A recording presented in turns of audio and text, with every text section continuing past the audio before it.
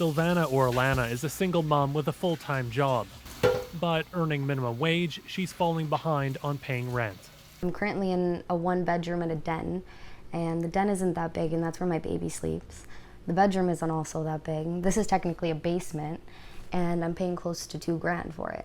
She isn't alone. A new report by the Canadian Centre for Policy Alternatives highlights just how difficult it can be to find affordable housing.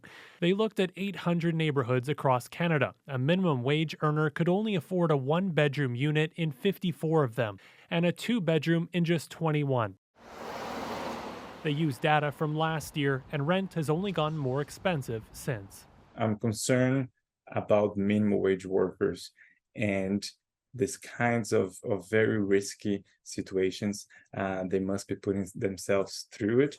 The think tank says no one should pay more than 30% of their income on housing, a standard becoming more aspirational than a reality. It's quite disturbing that in Canada we have such an extreme cost of living challenge for so many people. Wages are one problem. The short supply of apartments is another. The third, a lack of regulations on current rental properties. This expert says the crisis calls for rent subsidies. Consider rent geared to income. That's a way of ensuring that the low-income Canadians can at least afford the rent that they do have to pay now.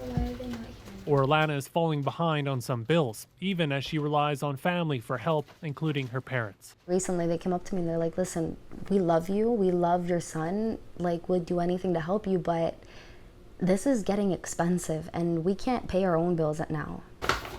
And this one's always fun. She would love to have more space, but she's focused now on making sure her current rent is always paid. Kyle Bax, CBC News, Toronto.